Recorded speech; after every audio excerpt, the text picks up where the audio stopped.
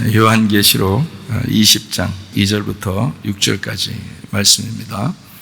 용을 잡으니 곧 옛 뱀이요 마귀요 사탄이라 잡아서 1000년 동안 결박하여 무저갱에 던져 넣어 잠그고 그 위에 인봉하여 1000년이 차도록 다시는 만국을 미혹하지 못하게 하였는데 그 후에는 반드시 잠깐 노일이라. 또 내가 보좌들을 보니 거기에 앉은 자들이 있어 심판하는 권세를 받았더라. 또 내가 보니 예수를 증언함과 하나님의 말씀 때문에 목배임을 당한 자들의 영혼들과 또 짐승과 그의 우상에게 경배하지 아니하고 그들의 이마와 손에 그의 표를 받지 아니한 자들이 살아서 그리스도와 더불어 1000년 동안 왕노릇하니 그 나머지 죽은 자들은 그 1000년이 차이까지 살지 못하더라. 이는 첫째 부활이라.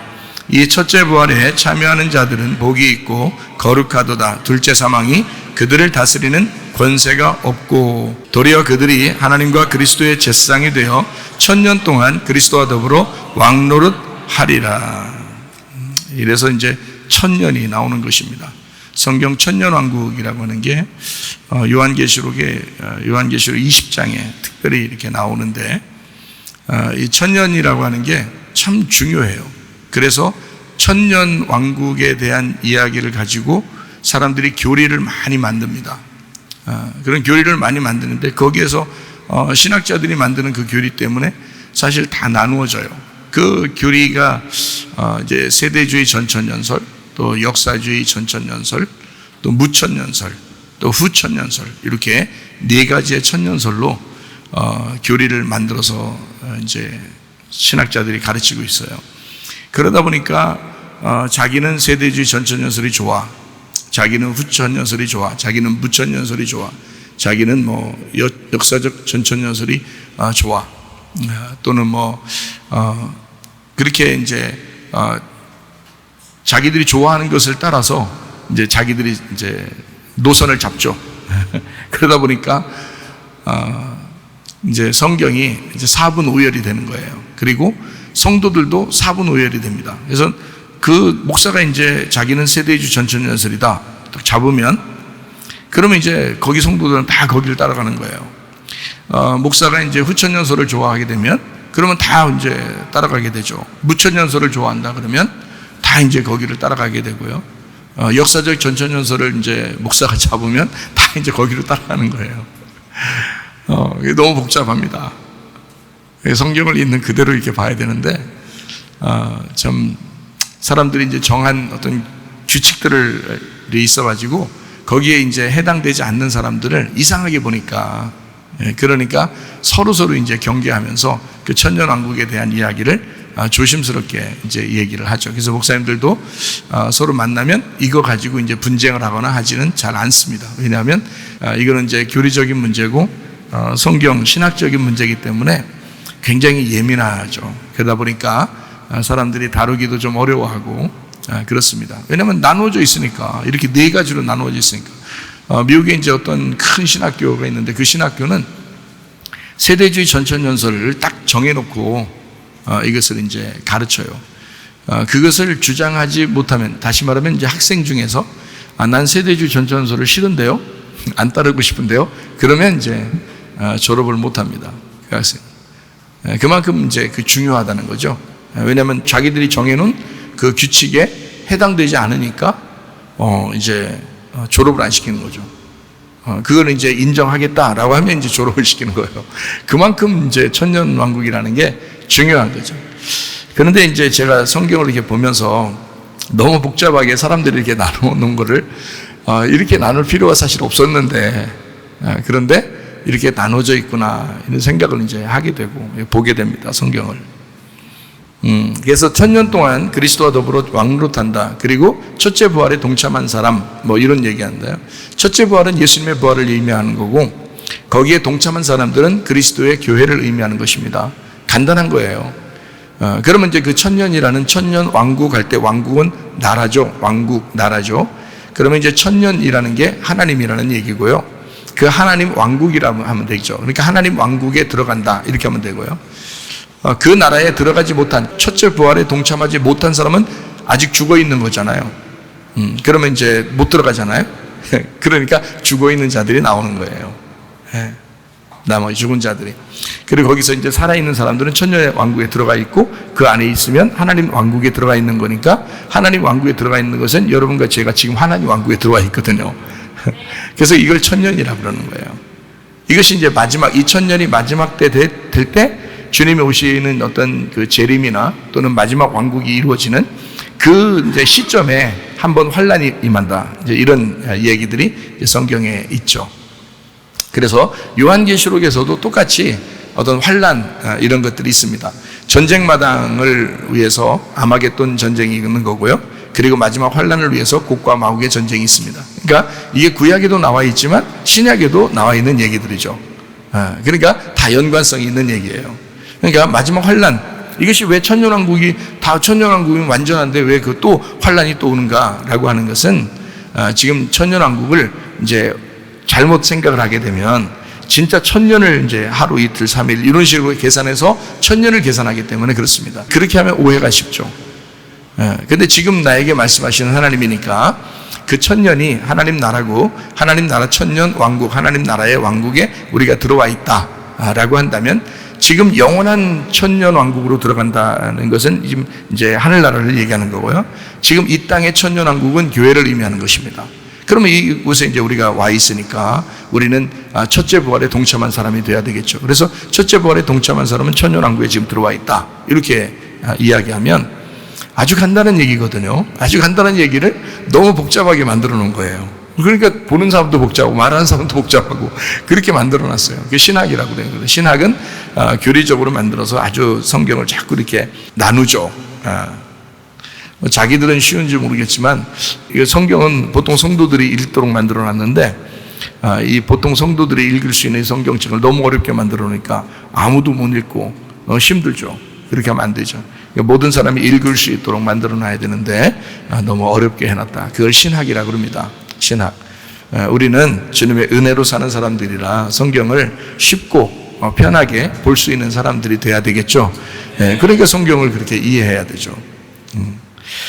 천년이라고 하는 건요 10 곱하기 10 곱하기 10입니다 10 곱하기 10 곱하기 10은 완전하죠. 10개니까 손가락 10개 발가락 10개 이렇게 열이잖아요. 10 이렇게. 이것이 이제 3개로 3개가 10 곱하기 10 곱하기 10이니까 그걸 천년이라고 그러는 거예요. 아주 완전하고 또 완전하도다 이렇게 되는 거죠. 그게 이제 천년인 거죠. 그래서 여러분이 이제 성경을 보면은 안식일도 예수님 거죠. 안식년도 예수님이죠. 신년도 예수님이죠. 천년도 예수님입니다. 이렇게 보면 이제 또 10쪽이죠. 그러니까 안식일은 예수님이 주인이잖아요. 안식년도 예수님이죠. 그리고 신년도 예수님입니다. 그래서 예수님 안에서 모든 죄인들 또 이제 얽매였던 사람들, 종들 이런 사람들 다 희년이 되면 풀어줘라 뭐 이런 얘기가 있죠. 그러니까 예수님 안에서는 그렇게 이제 종이 다 자유하게 된다 이런 의미예요. 그래서 안식년, 희년, 천년 이게 같이 다 예수님을 말합니다. 하나님을 의미해요. 그러니까 천년 왕국 그러면 하나님 나라 이렇게 볼 수 있는 거거든요. 그것은 이제 숫자로 얘기한 거예요. 하나님이 숫자, 요한계시록은 숫자를 참 공부 많이 해야 되는데 숫자를 이렇게 자꾸 하면은 안 좋아하는 사람들도 있을지 몰라요. 근데 성경이 숫자로 되어 있는데 어떻게 해요? 성경 숫자를 공부를 해야 돼요. 여러분이 알고 있어야 됩니다. 왜 숫자를 알고 있어야 되냐면 다 알아요. 성경 숫자 다 그렇게 지난번에도 얘기하고 그랬잖아요. 그러니까 다 알아요. 근데 정리 한번 해봅시다. 정리. 10 곱하기 10 곱하기 10이 천이에요. 여기까지 이제 이해가 되시죠? 그러면 이제 7이라고 하는 숫자를 여러분 성경 아시죠? 성경에 7이라는 숫자. 7이라는 숫자는 완전한 숫자예요. 완성인 숫자고 완전한 숫자입니다. 7에서 하나를 더하면 어떻게 되죠? 8이 되죠? 8은 그냥 갑자기 나온 숫자가 아니에요. 이거는요 8은 7에서 하나를 더해서 나온 숫자예요. 그러니까 제가 왜 그렇게 의도적으로 얘기하는지 아시겠죠? 예수님의 부활이라고 하는 게 안식 후 첫날이라고 그랬죠? 그러니까 안식 후 첫날이라고 일부러 왜 그러냐면 그냥 8일날이라고 쓰면 되죠. 그죠? 근데 안식 후 첫날이라고 그러잖아요. 그러니까 안식일에 대한 이야기를 7이라는 것을 이야기하고 거기서 하루가 더해졌다 이렇게 얘기하려고 한 거예요. 그러니까 예수님이라는 안식일을 얘기하고 그리고 하나가 더해져서 8이 된 거야 라는 얘기예요. 그러면은 예수님의 죽으심은 뭐에 해당하는 거예요? 7에 해당한다는 얘기죠. 예수님의 죽으심이. 그리고 거기서 하나가 더해진다, 이런 얘기예요. 새 생명을 얻는 겁니다. 새 생명을 얻는다, 요거를 8, 부활이라 이렇게 이야기하는, 새로운 시작이다, 이렇게 얘기하는 거예요. 12이라고 하는 게 있죠. 성경에 요한계시록 보면 12이라고 있는데 12은 이거 완성이에요. 그게 12입니다. 7이라고 하는 것에서 연결된 거예요. 7이라는 숫자에서. 왜 그러냐면 12은 이제 모든 것의 완성이, 요한계시록의 완성이 12인데 7이라고 하는 것에 왜 연결됐냐면 7은 왜 생겼느냐라는 것을 알아야 되죠. 7이라는 숫자가 왜 생겼냐. 그거는 뭐 다른 숫자를 다 더해도 1 더하기 6도 7이요, 2 더하기 5도 7이요, 그죠? 예. 뭐 4 더하기 3도 7이요. 반대로 5 더하기 2도 7이요, 6 더하기 1도 7이죠. 그런데 성경의 그 7이라는 숫자는 3 더하기 4로 돼 있어요. 3 더하기 4. 왜 그렇게 7을 그렇게 만들어 놨냐면 3이라고 하는 하늘하고 4라고 하는 땅하고 합해졌다는 말입니다. 그러니까 하늘이 3이고 땅이 4예요. 그러니까 하늘에서 땅으로 오셨다, 이 말이에요. 그게 7이란 말이에요.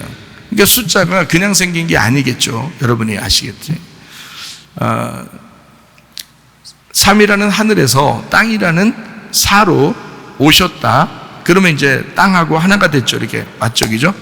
그러면 이제 합해졌잖아요. 그거를 이제 7이라고 그래요. 하늘이라는 씨에서, 하늘이라는 씨가, 3이라는 씨가 4라는 밭에 떨어진 거예요. 그래서 성경에 밭은 4개로 나오는 거고 밭이 네모난 모양입니다. 예, 밭이 네모난 모양이에요. 그걸 땅이라고 그럽니다. 그래서 요한계시록에도 천국을 네모나게 생겼다, 이렇게 얘기해요. 뭐 이 땅에서 교회를 뭐 네모나게 만들든 세모로 만들든 동그라미로 만들든 상관없어요. 예. 근데 하늘나라의 천국은 성경적으로 보면 네모나게 생겼어요. 그러니까 왜 그렇게 만들었느냐라고 하는 것은 밭이기 때문에 그렇습니다. 땅이기 때문에 그래요.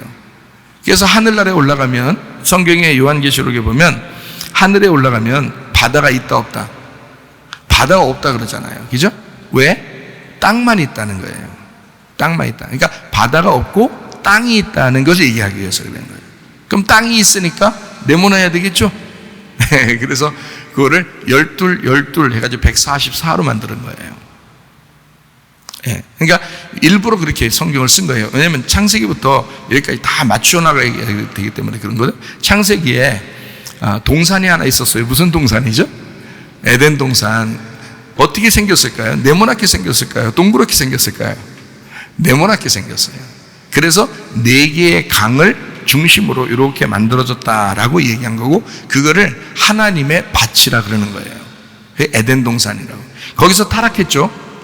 그러니까 이 에덴 동산을 새 하늘과 새 땅을 만들기 위해서 요한계시록까지 쓴 거예요, 성경을. 그러니까 반드시 요한계시록에도 네모난 밭이 나와야 되겠죠. 그 땅이 나와야 되겠죠. 그게 이제 이 땅에서의 땅이냐 하늘에서의 땅이냐 이렇게 되는 거예요. 그래서 하늘의 땅을 새 하늘과 새 땅 이렇게 되는 거죠. 그러니까 우리를 그렇게 만들어 나가시는 거예요. 자, 하늘의 씨가 이 땅 밭에 떨어지면 뭐가 되는 거죠? 하늘과 땅이 합해지니까 7이 되죠. 7은 부부를 말합니다. 부부. 그럼 부부가 둘이 결혼하면 완성되던가요? 하늘의 씨가 이 땅에 떨어졌어요. 그러면 둘이 부부가 됐잖아요. 그죠? 하늘과 땅이 연합을 했잖아요. 그러면은 성경이 완성된 거냐고요? 아니라고요. 그거를 뭐라 그러냐면 옛 하늘과 옛 땅이라 그러는 거예요. 그래서 옛 하늘과 옛 땅으로 주님께서 오시는 거예요. 그래서 인간을 위해서 우리와 하나 돼서 오시는 분이에요. 그러면 그분이 우리랑 하나 돼서 오셨으면 어떻게 돼야 돼요? 살아야 돼요? 죽어야 돼요? 죽어야 되잖아. 그래서 죽는 거예요. 그래서 7로서 죽는 거란 말이에요. 그러고 나서 새로운 시작 하나를 더 해야 되죠. 그래서 안식 후 첫날에 8이 되는 거예요. 그걸 부활이라 그렇게 말한다고요. 그래서 여러분 부부들도 둘이 하나 되니까 부부인데 이것이 새로운 부부가 돼야 된다는 거지. 예, 무슨 말인지 아시겠죠, 여러분? 거듭난 부부, 거듭난 부부, 새 하늘과 새 땅이 된 부부. 그러니까 교회가 그냥 교회가 아니라 새로워진 교회. 예, 그걸 부활의 교회라 이렇게 말하는 거예요. 그걸 첫째 부활에 동참했다. 첫째 부활에 동참했다는 것은 죽었다는 얘기죠. 첫째 사망이 있었다는 얘기 아니에요. 그럼 첫째 사망이 언제 있었어요? 예, 창세기 3장에 있었죠. 선악과를 먹고 너 먹으면 죽는다 했으니까 죽어야죠. 그게 첫째 사망이라고요. 그래서 첫째 사망을 가진 자들은 첫째 부활이 누구만 있어요? 예수님만 첫째 부활이 있어요. 예수님만 첫째 부활이에요. 왜냐하면 예수님만 인류를 위하여 죽으시고 그분이 부활하셨으니까 첫째 부활은 예수님만 있거든요. 그 예수님에게 하나가 더해졌어. 그러면 8이 된단 말이에요. 그게 나라고, 내가 예수님의 7이라는 예수님에게 하나라는 내가 더해진 거란 말이에요. 그걸 나의 부활이라고 그런다고. 그게 8이라고 한다고. 그래서 8은 나의 부활을 포함하기 때문에 8이 된 거예요. 안식 후 첫날 예수님이 괜히 그때 부활하는 게 이유가 있는 거예요. 다 괜히 그렇게 부활한 게 아니에요. 이유가 있어요. 그 예수님이라는 7에 나를 더하기 때문에 예수님이라는 7에 나를 더해서 부활하시는 거란 말이에요. 그래서 그거를 교회라고 그러는 거라고. 그래서 8이라고 그런다고요. 이 교회가 완성이 되는 게 12라고요. 12. 12는 어떤 식으로 숫자가 이루어졌을까요? 그게 교회 완성이거든요. 그래서 요한계시록은 다 12로 되어 있습니다. 왜 그러냐면 완성은 12로 되어 있는 게 숫자가 어떻게 이루어졌을까요?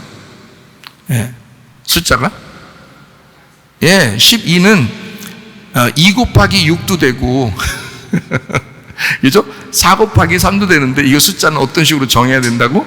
3 곱하기 4로 정해야 된다고. 3은 하늘이라고 그랬죠?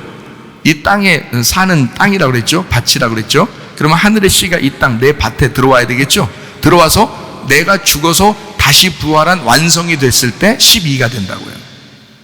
그래서 12는 3 곱하기 4예요. 이게 완성이라고요. 완성.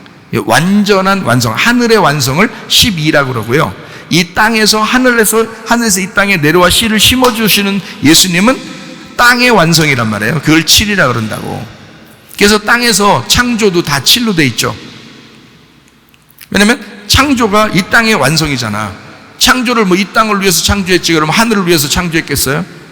이 땅을 위해서 창조했지. 그렇죠? 그래서 7이 완성이란 말이에요. 그러니까 좀 아시겠죠? 7이라는 거, 8이라는 거, 그 다음에 12이라는 거, 성경의 숫자가 나와 있어요, 분명하게. 근데 그게 왜 나와 있는지를 알고 성경을 이제 보면 그게 훨씬 더 쉽게 여러분에게 다가오죠. 그러니까 천년이라고 하는 거 나오면 문자적인 어떤 천년이라는 의미보다는 영적인 천년인데 그것이 어떤 숫자적인 의미를 가지고 있다. 이것을 오늘 여러분과 함께 이제 풀어드리려고 생각을 하고 있습니다. 하나님은 이렇게 숫자를 이렇게 성경에 집어넣었다는 것은 그만큼 정확하다는 얘기입니다. 하나님은 그만큼 말씀에 있어서 정확하다는 얘기예요. 그게 얼마나 정확한지 광야 시험 있죠. 십자가 못 박혀 돌아가시는 거 있죠. 예수님의 광야 시험 때 이겼어요, 안 이겼어요? 이기셨죠? 광야 시험 때 이겼습니다. 그러면 끝난 거 아닌가요? 광야 시험 때 이겨놔야 귀신도 쫓아내고 병도 고칠 수 있습니다. 만약에 광야 시험을 끝내지 못했으면 예수님이 인간으로 오셨던 그 모습 때문에 귀신을 쫓아내거나 병을 고치거나 하나님의 일을 하기가 어렵습니다. 왜냐하면 귀신들도 다 알 거 아니에요. 귀신들이 자기가 다 이겼잖아. 창세기 3장에 이미 선악과 문제 때문에 인간들은 다 귀신의 밥이에요. 마귀가 다 지배하고 있다고. 이 땅을 다 마귀가 지배하는 그 율법 안에서 예수님이 오신 거잖아. 그러니까 마귀도 예수님한테 당당하게 요구하는 거예요. 이 땅 다 내 건데 네가 나한테 절하면 내가 줄게 이러잖아요. 마귀도 광야 시험에서. 그렇죠? 그리고 막 돌덩이를 막 떡덩이로 만들어 먹으라고도 하고 막 시험하잖아요. 막 성전에서 떼어내보라고도 하고 막 이러잖아요. 그 시험을 예수님에게 당당하게 할 수 있었던 것은 너도 인간이잖아. 너 인간으로 왔잖아. 내가 인간들은 다 내가 왕으로서 지배하고 있어 라고 하는 그런 시점이란 말이에요.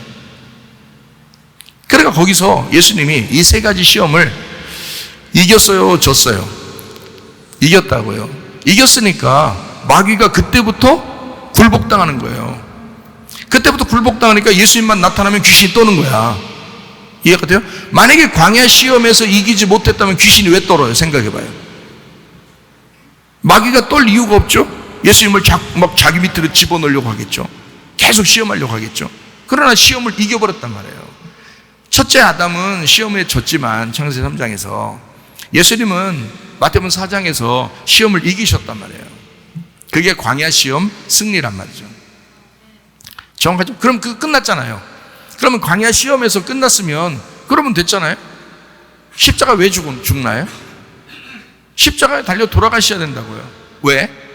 창세기 3장에 다 나와 있잖아요. 광야 시험을 받은 것은 선악과 문제를 해결하기 위해서 시험을 받으신 거예요. 선악과 문제를 해결하기 위해서. 십자가 못 박혀 돌아가시는 것은 선악과를 먹으면 죽는다고 했기 때문에 그 죽음을 해결하려고 십자가 달려 돌아가시는 거예요. 죽음을 해결하려고. 그러면 십자가 못 박혀 돌아갔으니까 죽음의 문제가 해결됐네요. 그죠? 죽음의 문제가 해결됐네요. 그러면 거기서 이제 무덤에 그냥 들어가 있어. 십자가 못 박혀 돌아가시고 무덤에 들어가서 안 나오면 그럼 생명의 문제가 해결이 안 되는 거야, 우리한테. 죽음의 문제까지는 해결됐는데 생명의 문제가 해결이 안 되는 거예요. 자, 광야 시험은 무슨 문제를 끝냈다고요? 선악과의 문제를 끝냈다고. 십자가 못 박혀 돌아가신 것은 선악과를 먹고 죽는다는 말에 대한 책임을 하나님께서 지시고 십자가에 못 박혀 죽으심으로 사망의 문제를 해결했다고요. 그리고 예수님 부활하셨다고요. 부활하셨는 것은 예수님 스스로만 위해서 그랬을까? 아니면 우리를 위해서 그랬을까? 우리를 위해서도 부활하셨다. 그래서 그 주님하고 우리가 동참한다, 뭐 이런 얘기가 있잖아요. 그러니까 이 문제는 부활하신 그 문제는 무슨 문제를 해결하려고 그랬냐면 재창조의 문제를 해결하려고 한 거예요. 재창조의 문제, 우리들을 위한 재창조의 문제를 해결하려고. 그러면 근데 그 재창조가 너 스스로는 도저히 안 돼. 네 스스로 도저히 안 되니까 성령으로 해결해라. 그래서 성령을 주신다 그런 거야. 우리가 안 되니까 너희들 안 되는 거야. 너희들이 나 따라오려고 하지만 안 돼. 뱀이 꼬리가 살아있거든. 뱀이 꼬리가 살아있거든. 그러니까 그 꼬리로 자꾸 너희들을 공격할 거야. 그게 요한계시록에서도 황충이 꼬리로 공격한다 나오는 거예요. 이해가 되시겠어요? 네. 뱀이 머리는 밟혔지만 꼬리가 움직인단 말이야. 그래서 뱀의 머리를 밟아서 주님이 이미 승리했다고요. 그 뱀의 머리를 밟은 게 언제예요? 광야 시험 때라고. 광야 시험 때 이기고 그리고 자기가 죽음으로써 모든 사망의 문제도 끝냈다고. 그리고 예수님 부활하심으로써 자기 재창조의 문제를 해결하셨다. 그래서 우리는 재창조가 되는 거예요, 지금. 뭘로? 성령으로. 그러니까 성령의 말씀으로 계속 재창조되는 거. 이거를 주님이 이제 우리를 같이 함께 하신다. 그렇게 말하는 것이거든요. 네, 임마누엘 하신다. 그렇게 하는 거예요. 주님 우리와 함께 하신다. 재창조하고 있습니다. 여러분을 지금 재창조하고 계신 거예요, 여러분. 그러니까 반드시 구원받은 사람은, 성령을 받은 사람은 반드시 예전보다는 지금이 변화되고 있어야 되는 것이죠. 이해가 되겠죠? 네. 하나님의 성령 역사니까, 그게 성령 역사니까 반드시 변화가 되고 있어야 된다. 생각이든 마음이든 아니면 질병의 고침이든 문제가 해결되든, 그죠? 무엇인가라도 여러분에게 변화가 있어야 된다는 거예요. 하나님의 성령 역사니까. 그게 재창조의 문제를 해결하는 하나님의 역사다. 이게 주님의 부활이다. 자, 그래서 우리는 성경을 또 이제 한번 정확하게 얼마나 또 정확한지를 한번 또 보자는 얘기예요. 요한복음 20장 17절 말씀을 한번 보겠습니다. 예수께서 이르시되 나를 붙들지 마라. 내가 아직 아버지께로 올라가지 아니하였노라. 너는 내 형제들에게 가서 이르되 내가 내 아버지 곧 너희 아버지 내 하나님 곧 너희 하나님께로 올라간다 하라 하시니. 자, 이때가 언제예요? 부활하시고 난 다음이죠. 예수님 부활하시고 난 다음에 너무 급한 나머지 여자가 울고 있으니까 너무 급한 나머지 그 여자를 먼저 만난 거예요.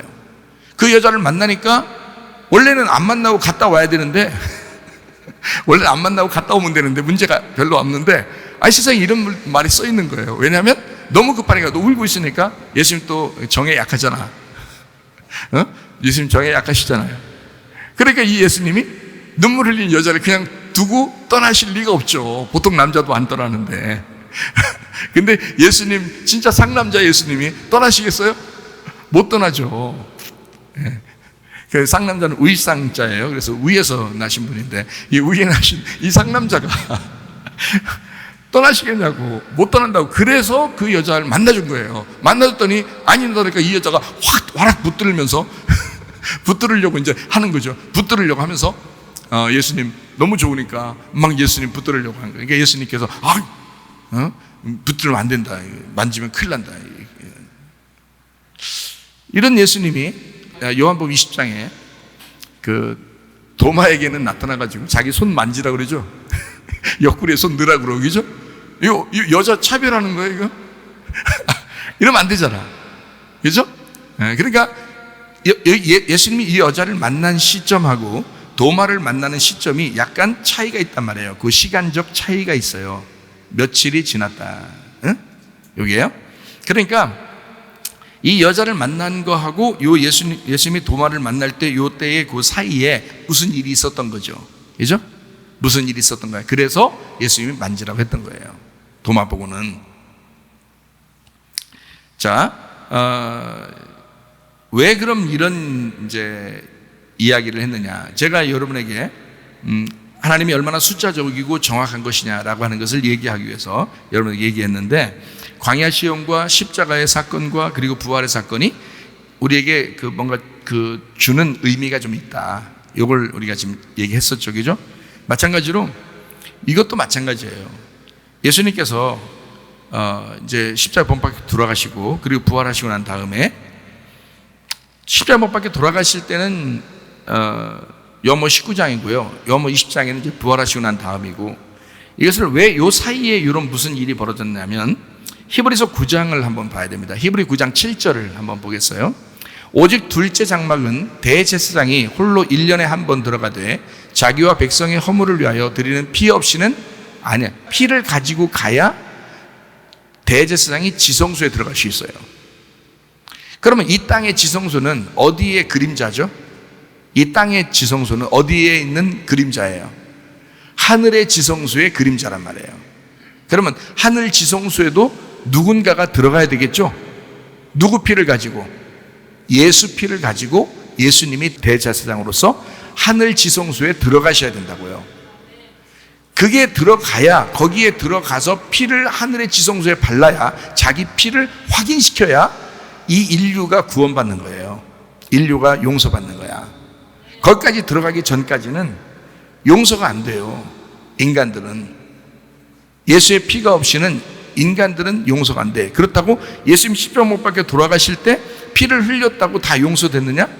용서됐죠. 그런데 그것을 하늘의 지성소에 들어가야 된다고. 그래야 완성이 된단 말이에요. 그래야 용서가 돼. 그러니까 그러기 전에 지금 만난 거야. 여자가 만나서 자꾸 만지려고 그러니까, 그 만지면 너 죽어. 죄인으로서 네가 날 만지는 거니까. 네가 만지면 너 죽어. 내가 아버지께 갔다 와야 돼. 그래야 네가 용서가 되고 그때는 네가 날 만질 수가 있어. 이런 거죠. 자, 히브리서 9장 12절 말씀 봅니다. 염소와 송아지의 피로 하지 아니하고 오직 자기의 피로 영원한 속죄를 이루사 단번에 성소에 들어가셨느니라. 하늘 지성소죠. 하늘 성소에 들어가셨다. 이렇게 단번에 뭘로? 자기 피를 가지고 아버지께 올라가서 자기의 피를 이제 드려야 된다고요. 거기다 드린 다음에 이제 오면은 모든 사람이 용서되는 거예요. 그러니까 뭐 예수님 손을 만지든 옆구리 만지든 상관없어요. 그때부터는. 그렇게 성경에서 이야기하고 있죠. 그러니까 성경은 뭔가 이렇게 막 두리뭉실하게 이렇게 이야기하는 것 같지 않고 숫자적으로 정확하게 이야기하는 것 같아요. 요한복음 19장 30절 말씀, 예수께서 신포도를 받으신 후에 이르시되 다 이루었다 하시고 머리를 숙이니 영혼이 떠나가시더라. 다 이루었다, 빚을 다 갚았다, 이런 말이고요. 자기 일이 끝났다, 이 말이에요. 여러분의 일이 끝났다는 얘기가 아닙니다. 예수님의 일이 끝났다, 이 말이에요. 그래서 너희가 용서받을 거야. 내 일이 끝났으니까, 내가 너희들 빚을 다 갚았으니까 이제는 너희들이 다 용서받을 거야 라는 말이에요. 그 약속의 말이라고 얘기해요. 다 이루었다, 이 말이 내가 빚을 다 갚았어. 내가 다 너희들을 용서할 거야. 나의 일은 다 끝났다. 그리고 부활해야지만이 우리가 그 부활에 동참하는 거지. 예수님의 죽으심에만 동참하면 어떻게 해요, 우리가? 안 되죠. 예수님의 부활에 동참해야 첫째 부활에 동참한다고 요한계시록 나오죠. 그죠? 그러니까 성경이 아주 정확하게 얘기를 하고 있죠. 첫째 부활에 동참하는 자들, 천년왕국에 들어간다. 이런 얘기를 하고 있죠. 또 정확한 얘기를 여러분이 아시죠? 다니엘의 71회입니다. 다니엘서 9장 24절 말씀이요. 내 백성과 네 거룩한 성을 위하여 이른 이래를 기한으로 정하였나니 허물이 그치며 죄가 끝나며 죄악이 용서되며 영원한 의가 드러나며 환상과 예언이 응하며 또 지극히 거룩한 이가 기름 부음을 받으리라. 침례를 얘기한다 했습니다. 26절 62일의 후에 기름 부음을 받은 자가 끊어져 없어질 것이며 십자가 못 박혀 죽으심을 얘기하고 장차 한 왕의 백성이 와서 그 성읍과 성소를 무너뜨리려니와 그의 마지막은 홍수에 휩쓸림 같을 것이며 또 끝까지 전쟁이 있으리니 황폐할 것이 작정되었다. 죽음을 얘기합니다. 예수 그리스도의 죽음을 통해서 예루살렘이 멸망할 것을 얘기하는 거예요. 예루살렘 멸망은 바로 우리의 멸망을 얘기하는 것입니다. 27절에요. 그가 장차 많은 사람들과 더불어 한 일해 동안에 언약을 굳게 맺고, 그래서 한 일해가 7일, 7년이란 말이에요. 그가 그 일의 절반에 3년 반입니다. 절반 3년 반에 제사와 예물을 금지할 것이며 십자가 못 박혀 돌아가심으로 모든 제사가 끝났다 이 말이고, 또 포악하여 가증한 것이 날개를 의지하여 설 것이며, 이 얘기는 마태복음 24장에 나와 있죠. 그래서 마태복음 24장에 나와 있는 그 얘기, 날개를 의지하여 설 것이며 또 이미 정한 종말까지 진노가 황폐하게 하는 자에게 쏟아지리라 하였느니라 하시니라. 마태복음 24장 2절 15절이요. 대답하여 이르시되 너희가 이 모든 것을 보지 못하냐. 내가 진실로 너희에게 이르노니 돌 하나도 돌 위에 남지 않고 다 무너뜨려지리라. 이것은 예수님의 죽음만 아니라 우리의 멸망도 이야기하는 거예요. 15절이요. 그러므로 너희가 선지자 다니엘의 말한 바 멸망에 가장 것이 거룩한 것 선 것을 보거든. 아까 읽었죠, 그죠? 다니엘서 지금 9장에 읽었잖아요. 그걸 선 것을 보거든 읽는 자는 깨달을지니저. 그래서요, 그게 로마 그 군대가 예루살렘 멸망하기 위해서 이제 진격해 올 때 두 번에 걸쳐서 진격해 왔어요. 한 번 진격해 왔다가 다시 이제 그 로마 본토에서 무슨 문제가 생겨가지고 황제가 문제가 생겨서 다시 돌아갔어요. 그 군대가 그 어려운 길을 왔는데 다시 돌아갔어요. 그때 여기에 남아있던 이 사람들, 주님의 제자들 12제자들을 비롯해서 주님의 제자들과 함께 있었던 뭐 120명, 3,000명 구원받은 뭐 이런 사람들이 있을 거 아닙니까? 그런 구원받은 사람들이요 싹 도피했습니다. 그래서 그 당시에 주님의 제자들은 한 명도 안 죽었다는 얘기도 있어요. 이 군대가 그 멸망에 가지한 것들이 딱 와서 딱 섰는데 그 사람들이 가만히 있었을 거 아닙니까? 근데 로마 본토에 무슨 문제가 생겨서 다시 이 사람들이 철수했어요. 철수하니까 이 사람들이 딱 예수님의 말을 기억한 거야. 그리고 이 사람들은 다 도피했어요, 다른 데로. 그런데 이 사람들이 그 문제가 해결되고 다시 왔어요. 그때는 전멸당했습니다. 그 안에, 성 안에 있는 사람들은 전멸당했어요. 한 명도 못 나갔어요.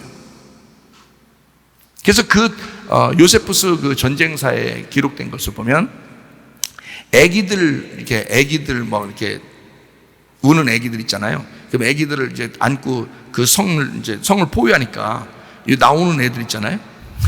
그 개구멍 같은 거 있잖아요. 그런 거로 이렇게 나오는 애들을 그 엄마가 데리고 나오고 그러면 그 애기들은 거기 자세하게 나와 있어요. 그 요세푸스 전쟁사에 다리를 붙들고 그 머리를 바닥에다 깨서 죽였습니다.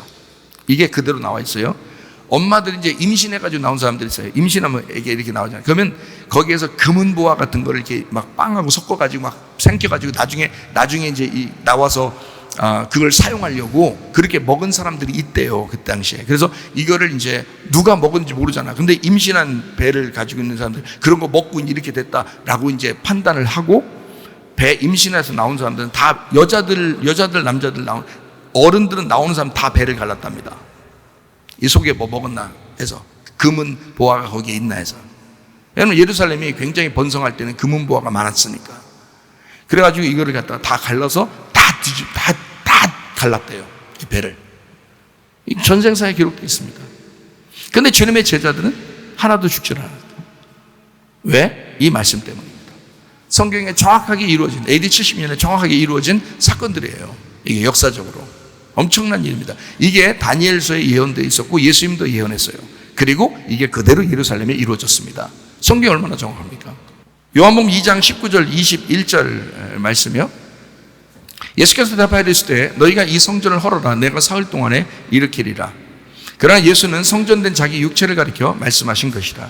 예수님 성전된 자기 육체를, 그래서 예수님이 돌아가시는 것을 얘기한다라고 하는 것을 이야기하는데, 마태복음 24장에도 얘기했죠. 그 멸망, 성전의 멸망, 예루살렘의 멸망, 이런 얘기가 있죠. 지금 다니엘에 대한 이야기를, 예언의 말씀을 지금 제가 설명해서 그런 거지, 실질적으로도 이 돌 하나도 돌 위에 남지 않고 다 무너뜨리라는 것이 이루어졌습니다. 그것은 예수님이 그렇게 말한 것은 그 그림자를 통해서, 그 성전이라는 그림자를 통해서 자기를 설명하려고 한 거죠. 자기가 성전이다, 내가 죽을 것이다. 그러면 우리도 그 예수님을 따라가는 사람들로서 우리도 주님의 성전이에요. 너희는 하나님의 성전이다 라고 얘기하죠. 그러니까 우리도 하나님의 성전이에요. 그러니까 우리가 육체적으로 살면 우리의 육체는 다 무너져야 된다는 거지.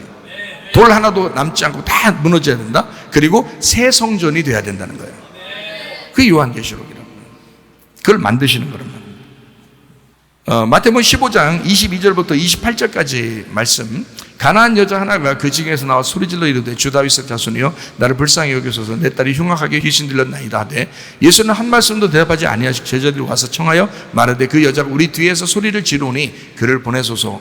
예수께서 대답하여 이르시되 나는 이스라엘 집에 잃어버린 양 외에는 다른 데로 보내심을 받지 아니하였노라 하시니, 여자가 와서 예수께 절하며 이르되 주여 저를 도우소서. 대답하여 이르시되 자네의 떡을 취하 개들에게 던지면 마땅치 아니하다. 여자가 이르되 주여 올소이다마는 개들도 제 주인의 상에서 떨어지는 부스러기를 먹나이다 하니, 이에 예수께 대답하여 이르시되 여자야 네 믿음이 크도다, 네 소원대로 되리라 하시니 그때로부터 그의 딸이 나으니라. 이렇게 되어 있습니다. 가나안 여자, 마가복음 7장에 나오는 수르보니게 여자입니다. 예수님이 이렇게 대답하신 것은 다니엘에 있는 그 예언의 말씀을 70일에를 정확하게 이루기 위해서잖아요. 그러니까 성경이 얼마나 그 정확하면 예수님께서도 그 말씀을 그대로 정확하게 이루신다는 거죠. 마치 무슨 수학하듯이 수학, 숫자, 산수를 이렇게 정확하게 탁탁 떨어지듯이 예수님의 그 말씀을 이루시는 거예요. 그러니까 이 여자에게 이렇게 얘기하죠. 이방인에게 구원할 수가 없다. 내 때가 안 됐다. 그렇게 되는 게 아니다. 이런 얘기죠. 그랬을 때 그 여자는 자기의 믿음으로 구원을 받게 되었습니다. 자기의 믿음으로. 물론 나중에 예수님 부활하시고 난 다음에 또 예수님을 이제 영접했겠죠. 더 부활의 예수님을 이제 진짜로 믿었겠죠. 그 전에는 병이 고쳐지고 그랬겠지만 그 후에는 예수님 부활하시고 난 다음에는 그 첫째 부활에 이 여자도 동참했겠죠. 그것은 어쨌든 그만큼 정확한 이야기다. 요한계시록 20장 3절에서 6절입니다.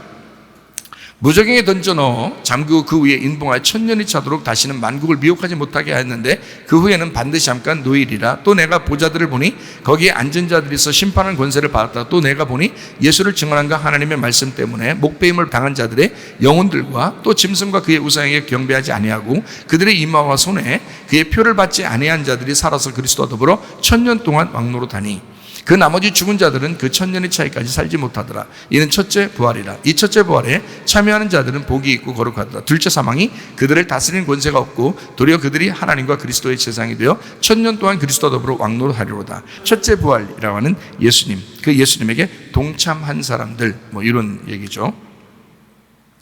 그래서 심판을 받느냐 아니면 생명체에 기록되느냐, 그 얘기가 요한계시록 20장 11절부터 15절에 나와 있다고 그랬습니다.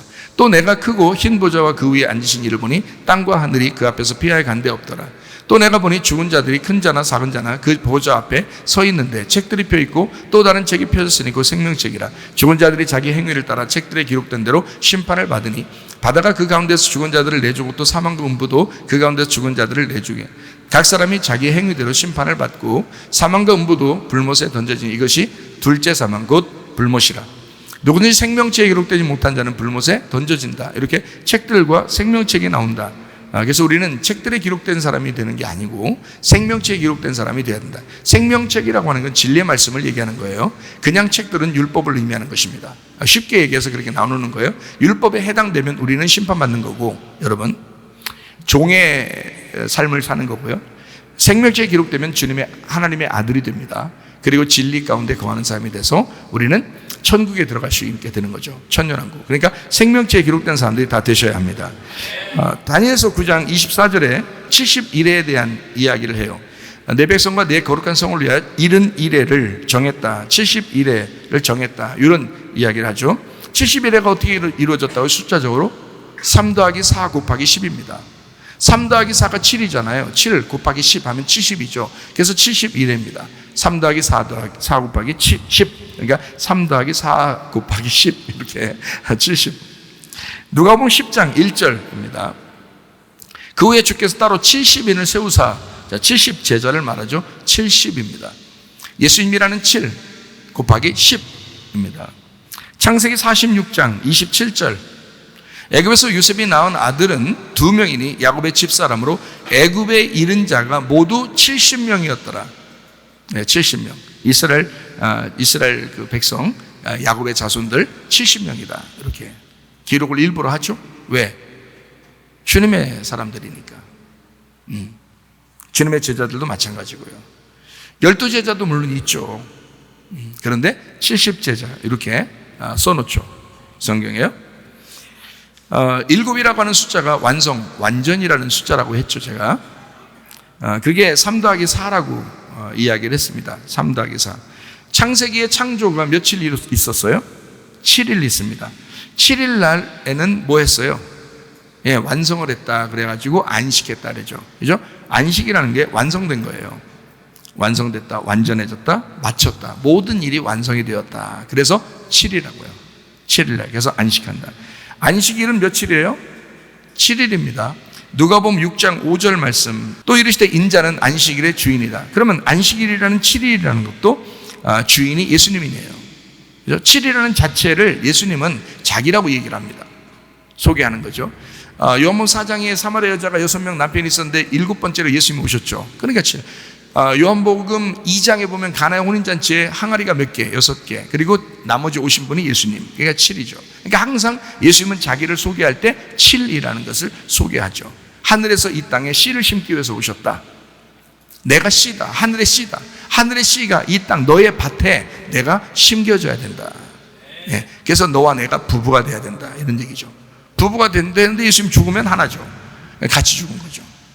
그래서 예수의 죽음에 우리가 동참한 거고, 예수의 부활하니 거기에 같이 또 동참해서 부활하니까, 그러니까 첫째 부활에 동참했다는 거거든요. 그러니까 나는 안 죽으려고 그러고 예수님의 부활에만 동참하려고 하면 안 된다는 거죠. 예수님과 함께 죽고 예수님과 함께 부활한다. 그거를 침례식이라고 그렇게 말하는 거죠. 요한계시록 1장 11절. 이런데 네가 보는 것을 두루마리에 써라. 에베소, 서머나, 버가모, 두아디라, 사데, 빌라델비아, 라오디게아 7 교회에 보내라. 7이죠. 2장 1절입니다.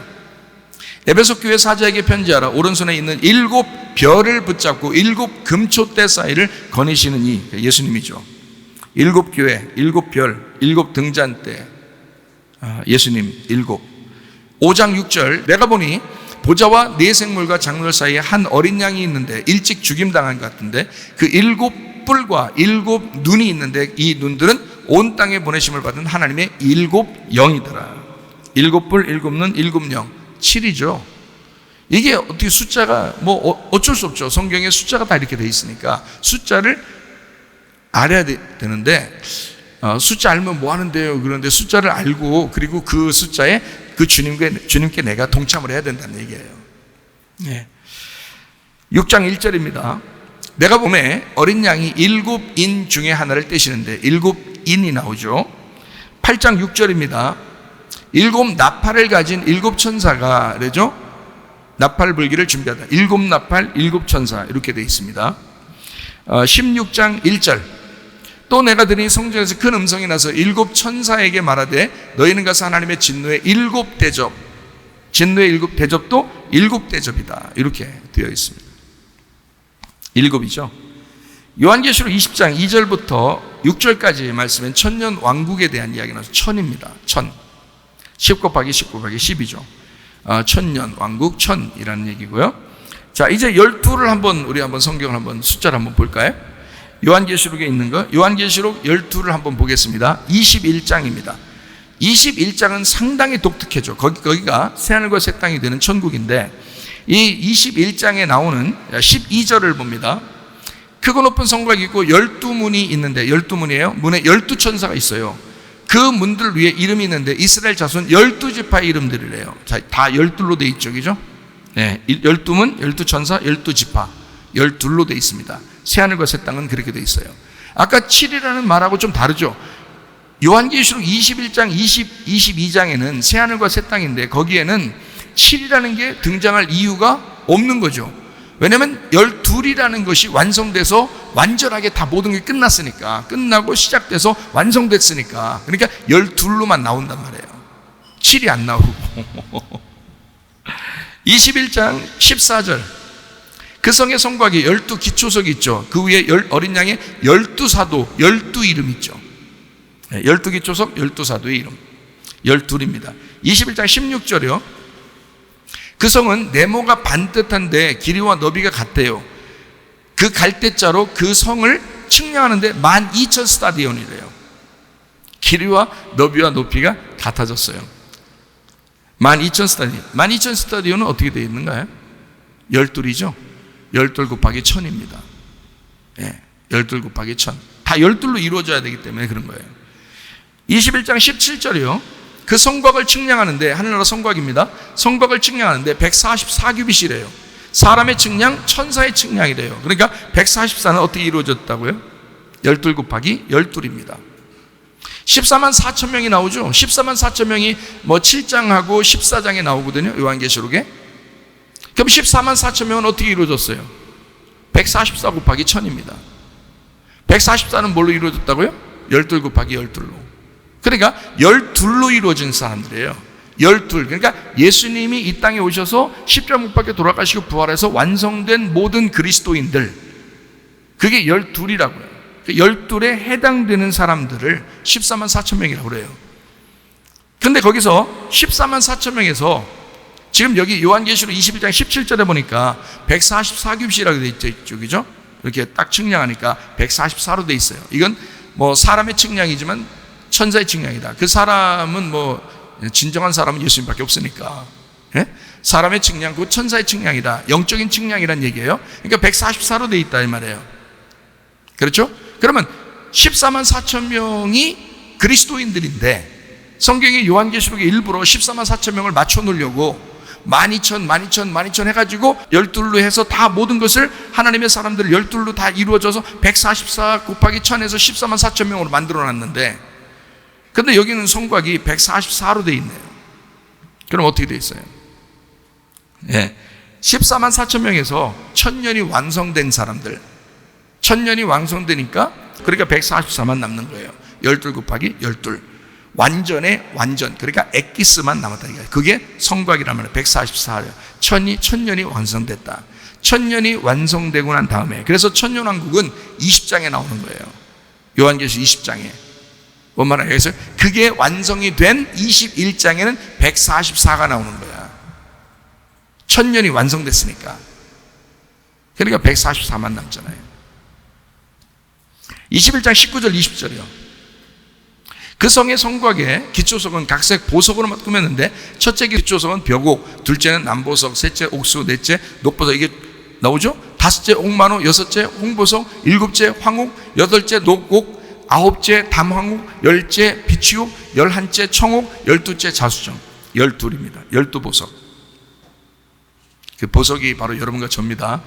여러분과 저는 다 짱돌이고 돌멩인데 다 깎아가지고 보석을 만들어놨어요. 그래서 보석이 된 사람만 천국입니다. 보석이 된 사람. 그러니까 여러분을 재창조하는 것, 재창조하기 위해서 부활에 동참하게 만들고 하나님의 성령이 오시는 거예요. 여러분을 깎아나가고 만들어나가기 위해서.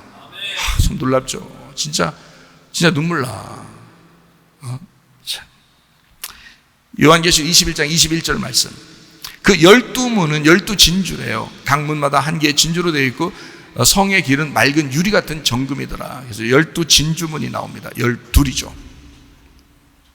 자, 요한계시록은 다 하늘나라는 12로 이루어졌어요. 왜 그런지 제가 설명을 했죠, 그죠?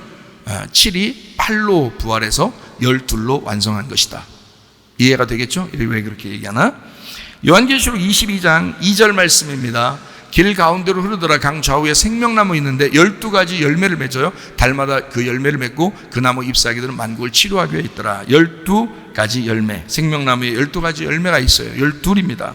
3 곱하기 4가 완성됐다는 얘기입니다. 그죠? 자, 이제 마무리합니다.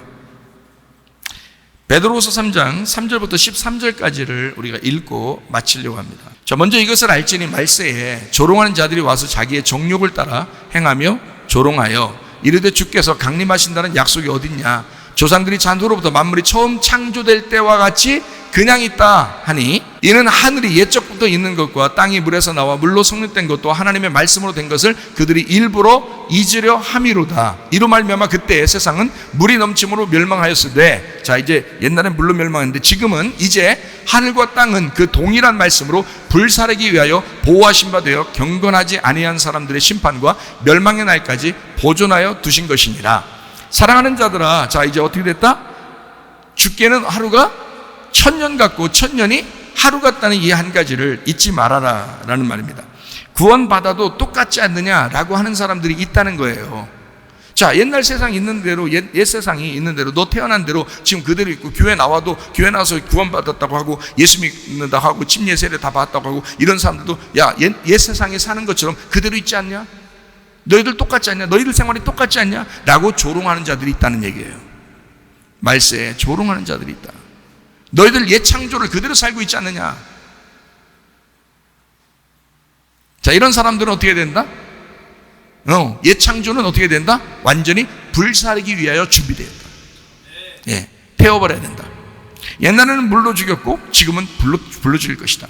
그래서 예수님은 불과 성령으로 침례를 주신다. 죽음이죠. 예, 불과 성령으로 침례하신단 말이에요. 그게 감사한 일이라고요. 그게 감사한 일. 나를 태워버리는, 옛 창조를 태워버리는. 자, 그래서 계속 이어서 이런 이야기에서, 그러니까 이 베드로 3장도요 요한계시록 이야기가 똑같은 얘기입니다. 이 얘기가, 자, 주의 약속은 어떤 이들이 더디다고 생각하는 것 같이 더딘 것이 아니라 오직 주께서는 너희를 대하여 오래 참으사 아무도 멸망하지 않고 다 회개하기에 이르기를 원하시느니라. 그러나 주의 날이 도둑같이 오리니 그날은 하늘이 큰 소리로 떠나가고 물질이 뜨거운 불에 풀어지고 땅과 그 중에 있는 모든 일이 드러나리로다. 이 모든 일이 이렇게 풀어지리니 너희가 어떠한 사람이 되어야 마땅하냐? 거룩한 행실과 경건함으로 하나님의 날이 임하기를 바라보고 간절히 사모하라. 그날에 하늘이 불에 타서 풀어지고 물질이 뜨거운 불에 녹아지려니와 우리는 그의 약속대로 의가 있는 곳인 새하늘과 새 땅을 바라보도다. 자, 요한계시록에 있는 새하늘과 새 땅과 같은 거죠, 그죠? 왜요? 어떻게? 너희의 초보적인 신앙이, 너희의 초보적인 믿음이 다 녹아질 거야. 다 불에 타버릴 거야. 너희의 초등 학문들이 다 불에 타서 심판을 받을 거야. 그러면 새하늘과 새 땅이 너희에게 임할 거야. 하나님은 그때까지 기다릴 거야. 하나님은 그때까지 기다려 재창조하고 계실 거야. 계속 하나님의 성령을 여러분에게 보내서 계속해서 여러분을 찾고 여러분을 만들어 나가실 것이다. 구원받아도 똑같다고 하는 사람들, 그 사람들 어느 날 심판을 받게 될 것입니다. 이거 종말이 오지 않는 거 아니야? 라고 생각하는 사람들, 그런 종말은 오셔야 합니다. 그 종말이 여러분에게 임해야 새하늘과 새 땅이 되거든요. 이게 요한계시록의 이야기와 똑같은 얘기죠. 하루가 1000년 같고 1000년이 하루 같다. 하루가 1000이래요. 1000이 하루래. 영은 원래 있다 없다. 영은 영 없다 이랬잖아요. 영은 영 없는 거다. 그러면 1은 10이네, 10은 100이네, 100은 1000이네. 다 0이 붙어 있네. 0 다 빼면 다 1이네. 그러니까 10도, 100도, 1000도 다 1이었네. 그죠? 0은 다 없는 거니까. 0은 없는 숫자잖아. 하나님은 다 알잖아요. 0은 없는 숫자라는 걸 다 아시잖아. 그러니까 하나만 있는 거야. 그러니까 모든 거를 천년왕국에서 하나로 만들기를 원하시는 거야. 예, 하나님이. 여러분을 그리스도 예수와 함께 하나를 만들기를 원하시는 거야. 누가복음 15장에 보면 이른 양 드라크마 탕자의 비유가 나오죠. 이른 양 드라크마 탕자의 비유. 뭘 얘기하고 싶어서 그런 거예요? 하나 찾으라는 얘기야. 하나 찾으라는 거야. 생각해 보세요. 하나를 찾으라는 거야. 자, 두 형제가 있는데 하나를 잃어버렸어요. 그러면 그 형제가 와야 하나가 되는 거야. 이게 하나였었으니까. 둘이 하나였었으니까. 하나가 찢겨나갔으면 이 하나를 찾아오라는 거야. 그럼 이게 하나 된다는 거야. 자, 잃은 양이 있어요. 99마리가 여기 있네. 한 마리가 잃어버렸네. 그럼 그 잃어버린 양을 찾아오라는 거야. 그래야 100마리 된다는 거예요. 100마리는 뭐니까? 하나니까. 그 잃은 양 한 마리가 100마리였던 거야. 이해가 돼요? 그 잃은 양 한 마리가 100마리였던 거야. 그가 와야 100마리인 거야. 그죠? 그가 와야 100마리인 거야. 안 오면 100마리가 안 돼. 99마리예요. 그거는 99마리라고. 99마리는 안 된다고. 100마리가 돼야 하나라고. 아시겠죠? 100마리가 돼야 하나라고. 10드라크마도 9개 있으면 안 돼. 막 그냥 막 방 쓸어서 막 구석 다 쳐다봐서라도 하나 찾아야 돼. 왜? 10개를 만들어야 돼. 10개 만들어야 돼. 왜냐하면 그 잃어버린 하나가 10개였으니까. 10드라크마였으니까. 그게 와야 10드라크마고 안 오면 어차피 9개예요. 9개는 안 되는 거야. 10개가 돼야 되는 거야. 무조건 하나가 돼야 되는 거예요. 그래서 하나는 10이고 10은 100이고 100은 1000이고 1000은 하나인 거야. 그래서 1000년이 하루 같은 거고 하루가 1000년인 거야. 그 하루라고 말해서 그렇지 그걸 하나라고 말해봐요. 자, 1000년은 하나인 거야. 하나는 1000년인 거고 하나가 누구야? 하나님이야. 하나가 하나님. 천년왕국, 하나님 왕국. 하나님 왕국. 됐어요? 이런 하나님의 왕국에 우리가 들어가셔야 됩니다. 주님은 우리에게 베드로후서 3장을 통해서 뭐라고 얘기하면 회개를 촉구합니다. 너희의 초보적인 단계에서 탈출해야 된다고 말하는 것입니다.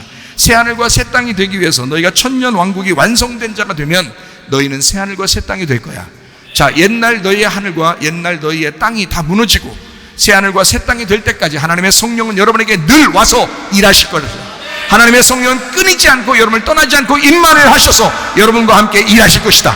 여러분 새하늘과 새 땅에서 주님과 함께 동행하다 주님 만나시기를 바랍니다. 기도하겠습니다. 우리 한번 기도할 때 우리 하나님, 내가 천년왕국에 들어가는 자 되게 하옵소서. 내가 천년왕국이 되게 하옵소서. 그 나라 안에서 주님과 동행하게 하옵소서. 기도합니다. 우리 하나님 아버지의 사랑과 은혜를 감사를 드립니다. 주님과 함께 동행하다 주님 만나게 도와주옵소서. 우리가 그 천년왕국에 들어가게 하옵소서. 우리 하나님과 하나가 되게 도와 주시옵소서. 역사해 주옵소서. 비염은 떠나갈지어다. 아토피 떠나갈지어다. 위장병 떠나갈지어다. 어지럼증 사라질지어다. 두통은 사라질지어다. 류마티스 관절 떠나갈지어다. 어깨 통증 사라질지어다. 허리 디스크, 목 디스크 떠나갈지어다. 심장병 온전해질지어다. 각종 종양 암들이 떠나갈지어다. 감기 몸살 온전해질지어다. 협착증 사라질지어다. 건선피부 온전해질지어다. 이명은 사라질지어다. 장애물질은 온전해질지어다. 식도염 사라질지어다. 유름석 떠나갈지어다. 저입선 온전해질지어다. 우울증, 불면증 환자, 두려움불안, 추조 다 떠나갈지어다. 음란, 거짓, 도둑질, 미움, 욕심은 다 떠나갈지어다. 하나님의 성령으로 충만하여 우리를 재창조하신 하나님, 천년왕국에 들어가 우리가 주님과 동행하다가 주님 만나게 도와 주시옵소서. 예수님 귀하신 이름 받들어 기도 올리옵나이다. 아멘.